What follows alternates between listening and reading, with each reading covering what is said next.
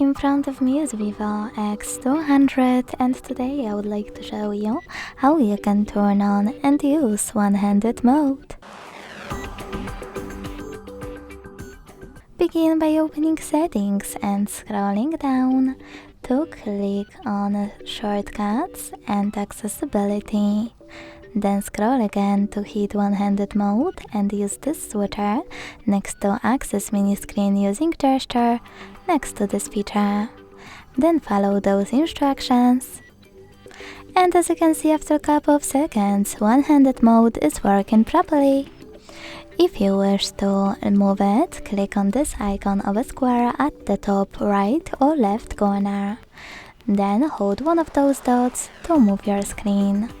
To go back, tap on this X, also at the top right or left corner.